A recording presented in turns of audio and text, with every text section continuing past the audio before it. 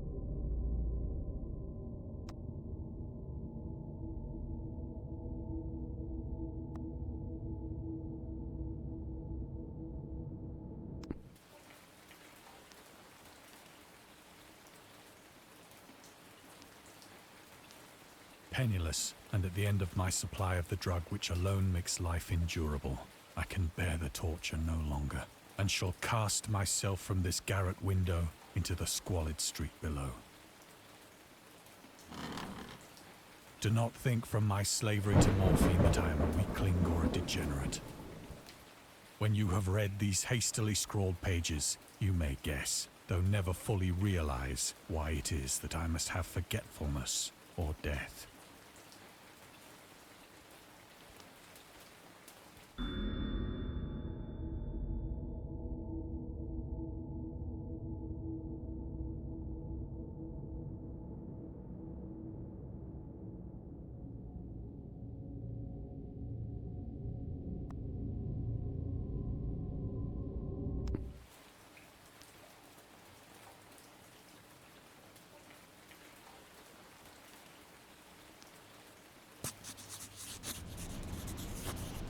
It was in one of the most open and least frequented parts of the broad Pacific that the packet of which I was supercargo fell a victim to the German sea raider.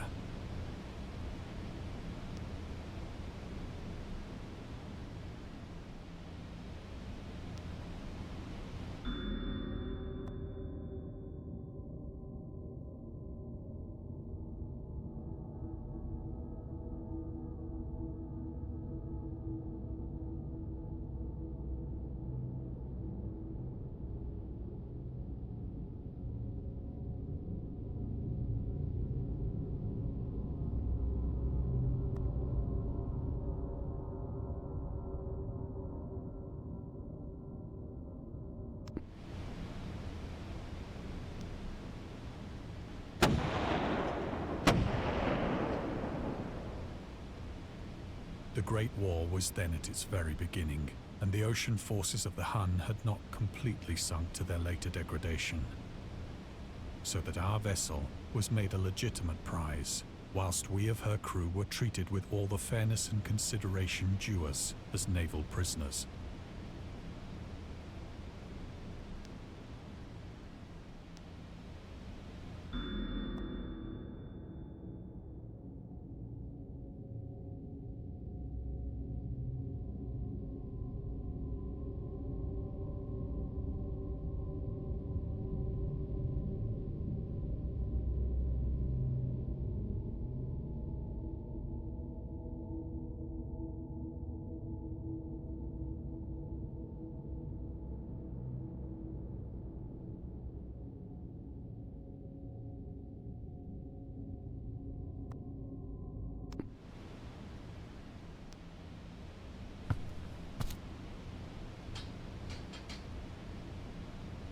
So liberal, indeed, was the discipline of our captors, that 5 days after we were taken, I managed to escape alone in a small boat with water and provisions for a good length of time.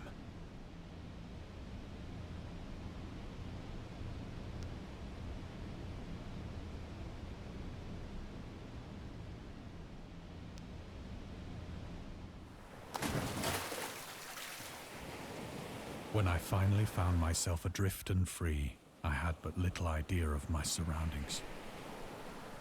Never a competent navigator, I could only guess vaguely by the sun and stars that I was somewhat south of the equator. Of the longitude, I knew nothing, and no island or coastline was in sight.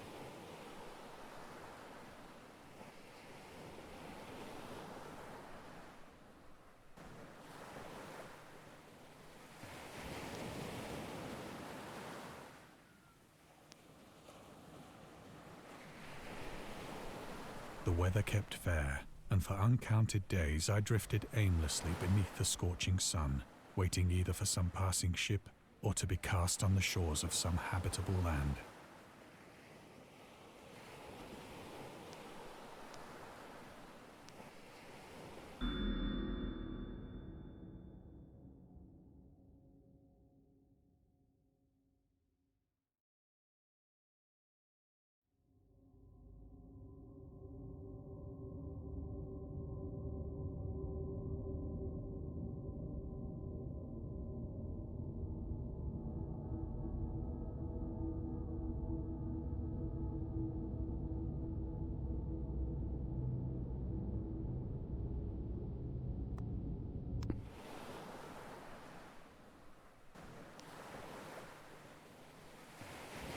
But neither ship nor land appeared, and I began to despair in my solitude upon the heaving vastness of unbroken blue. The change happened whilst I slept. Its details I shall never know, for my slumber, though troubled and dream-infested, was continuous.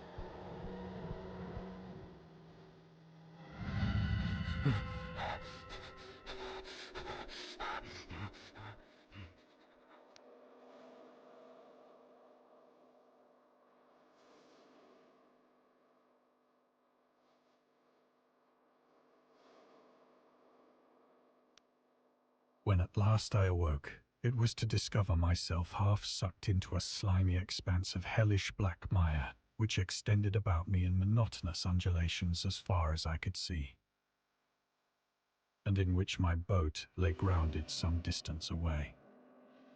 Though one might well imagine that my first sensation would be of wonder at so prodigious and unexpected a transformation of scenery, I was in reality more horrified than astonished. For there was in the air, and in the rotting soil, a sinister quality which chilled me to the very core. The region was putrid with the carcasses of decaying fish, and of other, less describable things which I saw protruding from the nasty mud of the unending plain. Perhaps I should not hope to convey in mere words the unutterable hideousness that can dwell in absolute silence and barren immensity. There was nothing within hearing, and nothing in sight, save a vast reach of black slime. Yet the very completeness of the stillness and the homogeneity of the landscape oppressed me with a nauseating fear. The sun was blazing down from a sky which seemed to me almost black in its cloudless cruelty, as though reflecting the inky marsh beneath my feet.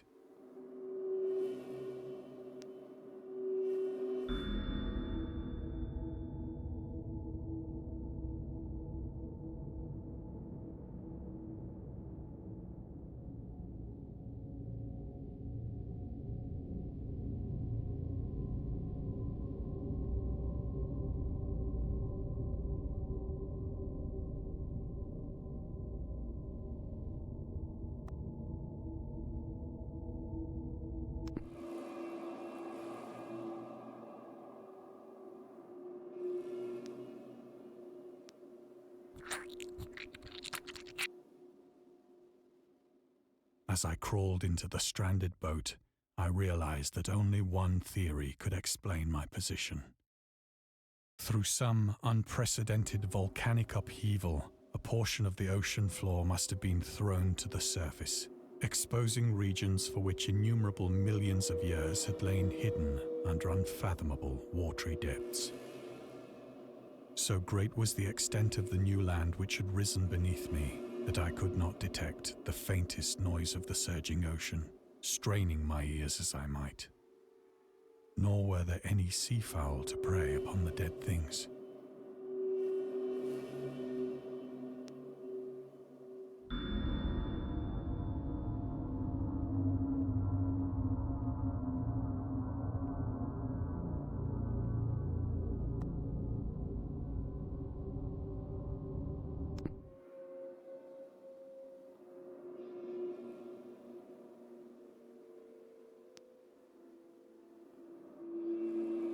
For several hours I sat thinking or brooding in the boat, which lay upon its side and afforded a slight shade as the sun moved across the heavens. As the day progressed, the ground lost some of its stickiness and seemed likely to dry sufficiently for traveling purposes in a short time. That night I slept but little, and the next day I made for myself a pack containing food and water, preparatory to an overland journey in search of the vanished sea and possible rescue.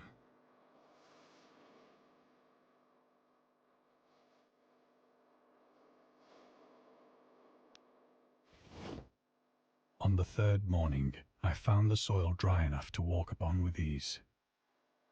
The odor of the fish was maddening, but I was too much concerned with graver things to mind so slight an evil, and set out boldly for an unknown goal.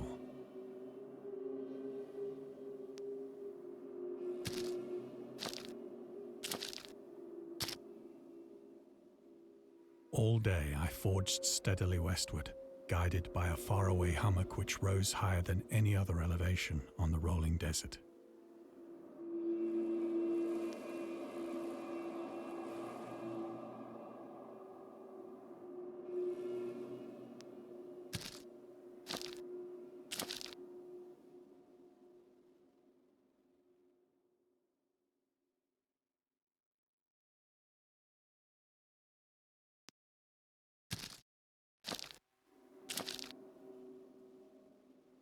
That night, I encamped, and on the following day still travelled toward the hummock, though that object seemed scarcely nearer than when I had first espied it.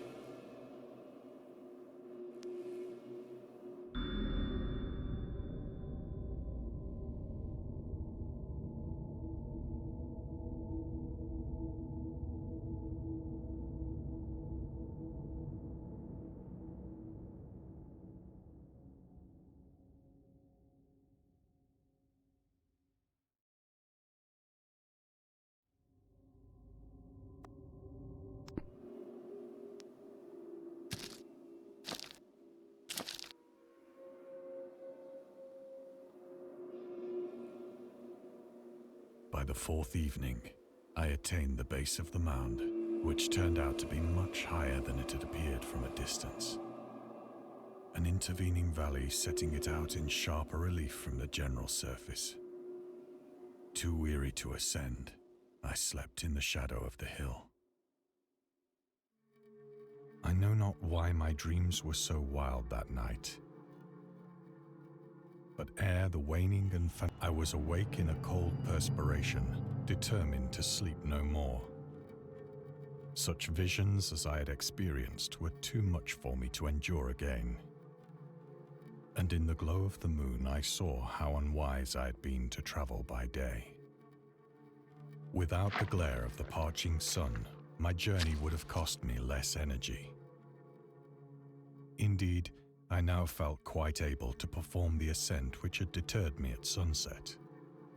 Picking up my pack, I started for the crest of the eminence.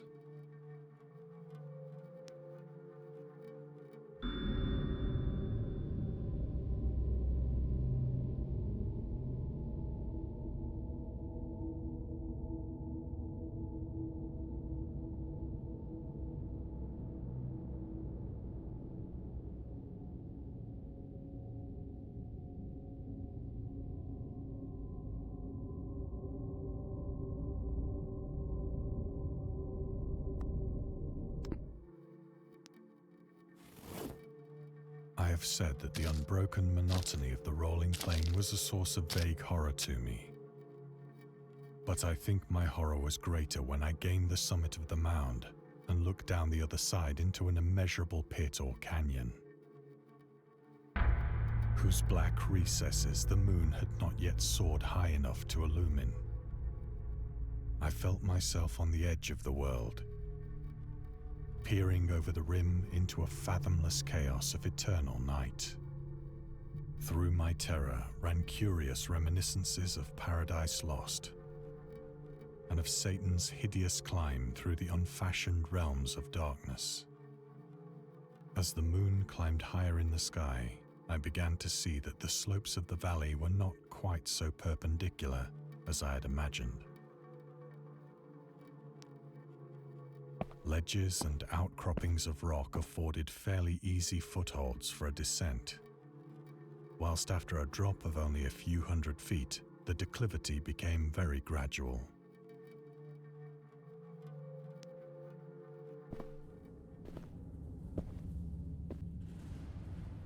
Urged on by an impulse which I cannot definitely analyze, I scrambled with difficulty down the rocks and stood on the gentler slope beneath, gazing into the Stygian deeps, where no light had yet penetrated. All at once, my attention was captured by a vast and singular object on the opposite slope, which rose steeply about 100 yards ahead of me. An object that gleamed whitely in the newly bestowed rays of the ascending moon.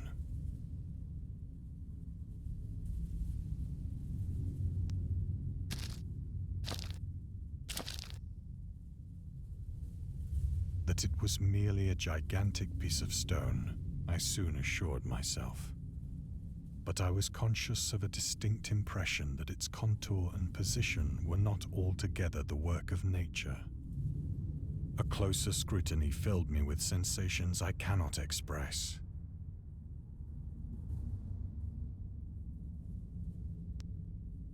For despite its enormous magnitude, and its position in an abyss which had yawned at the bottom of the sea since the world was young, I perceived beyond a doubt that the strange object was a well-shaped monolith, whose massive bulk had known the workmanship and perhaps the worship of living and thinking creatures. Dazed and frightened, yet not without a certain thrill of the scientist's or archaeologist's delight, I examined my surroundings more closely.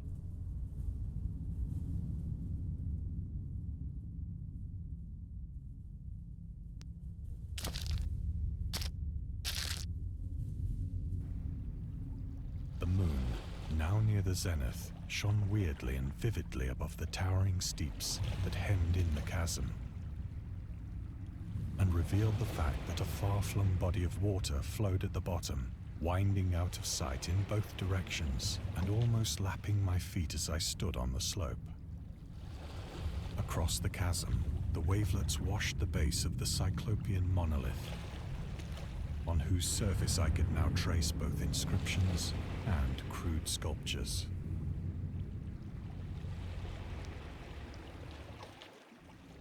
The writing was in a system of hieroglyphics unknown to me and unlike anything I'd ever seen in books, consisting for the most part of conventionalized aquatic symbols such as fishes, eels, octopi, crustaceans, mollusks, whales, and the like.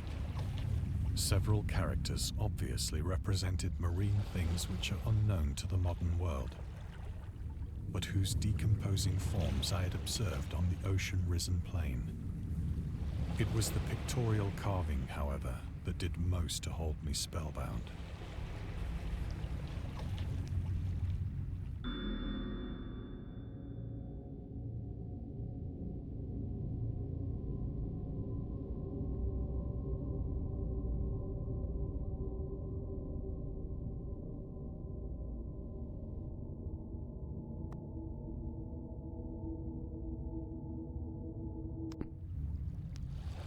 Plainly visible across the intervening water, on account of their enormous size, were an array of bas-reliefs whose subjects would have excited the envy of a Doré.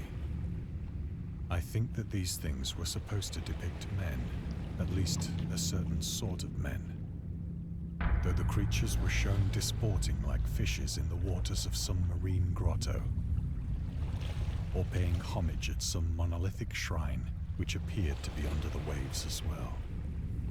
Of their faces and forms I dare not speak in detail, for the mere remembrance makes me grow faint. Grotesque beyond the imagination of a Poe or a Bulwer.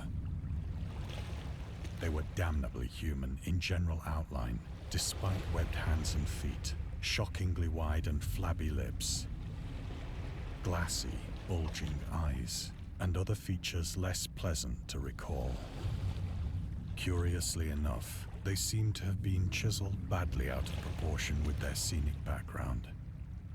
For one of the creatures was shown in the act of killing a whale, represented as but little larger than himself. I remarked, as I say, their grotesqueness and strange size, but in a moment decided that they were merely the imaginary gods of some primitive fishing or seafaring tribe. Some tribe whose last descendant had perished eras before the first ancestor of the Piltdown or Neanderthal man was born.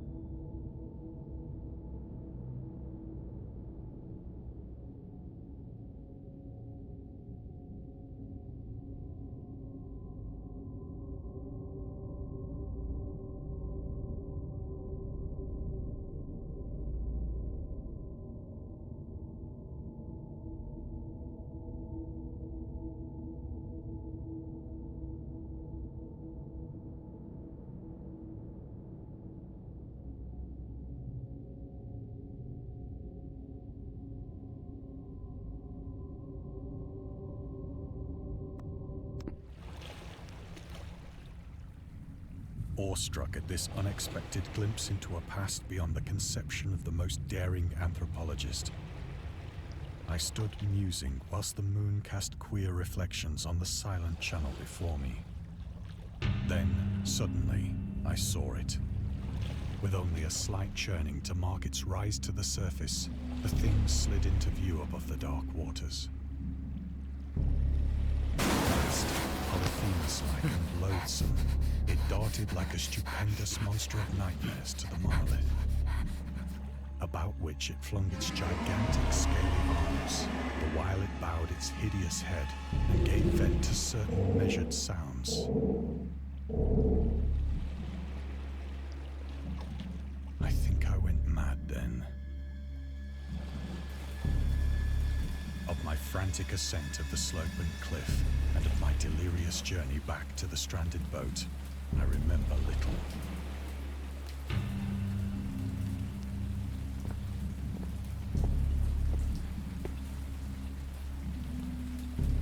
I believe I sang a great deal and laughed oddly when I was unable to sing.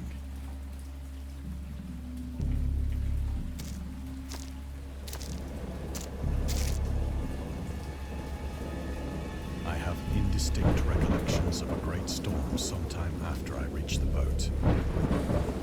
At any rate, I know that I heard pearls of thunder and other tones which nature utters only in her wildest notes.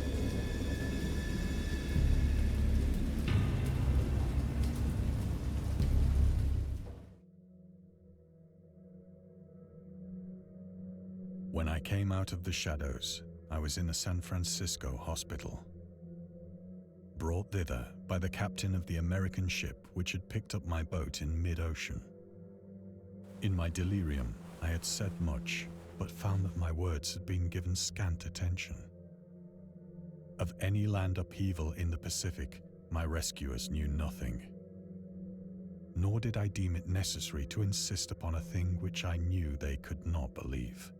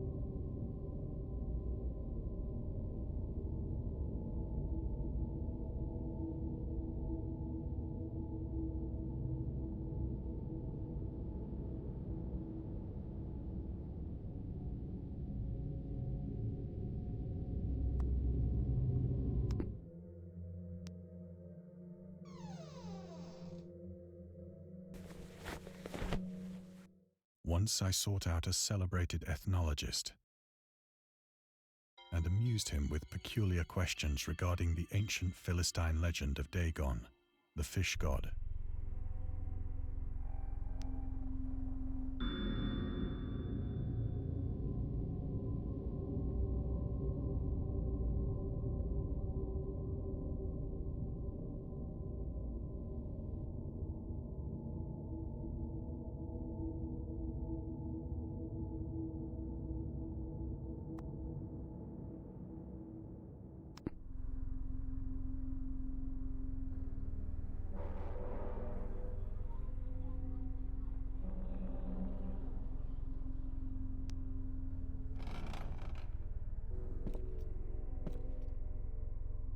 But soon perceiving that he was hopelessly conventional, I did not press my inquiries.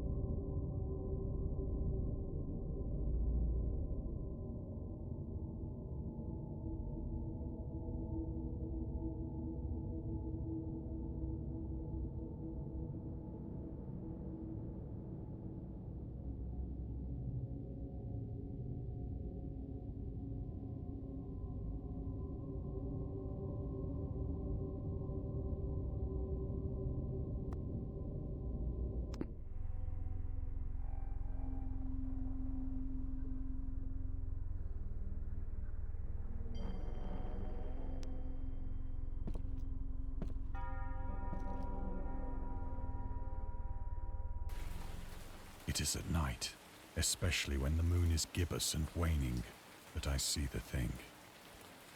I tried morphine, but the drug has given only transient surcease and has drawn me into its clutches as a hopeless slave.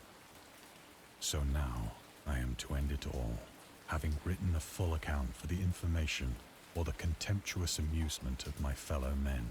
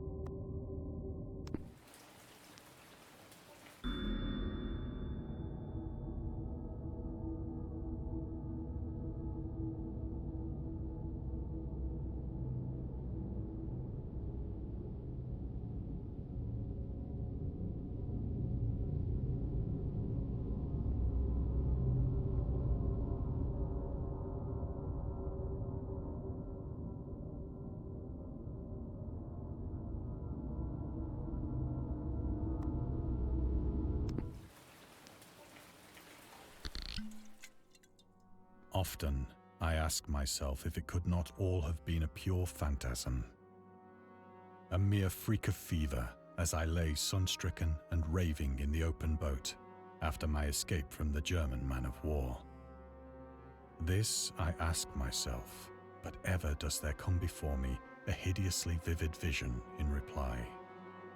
I cannot think of the deep sea without shuddering at the nameless things that may at this very moment be crawling and floundering on its slimy bed, worshipping their ancient stone idols and carving their own detestable likenesses on submarine obelisks of water-soaked granite. I dream of a day when they may rise above the billows to drag down into their reeking talons the remnants of puny, war-exhausted mankind. Of a day when the land shall sink and the dark ocean shall ascend amidst universal pandemonium.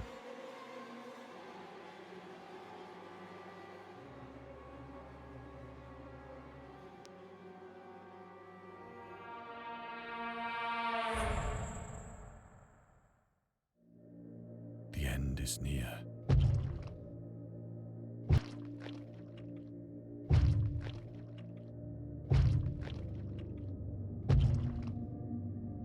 I hear a noise at the door, as of some immense slippery body lumbering against it.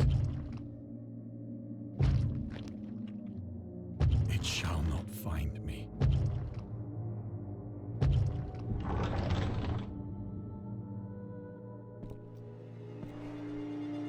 God, that hand!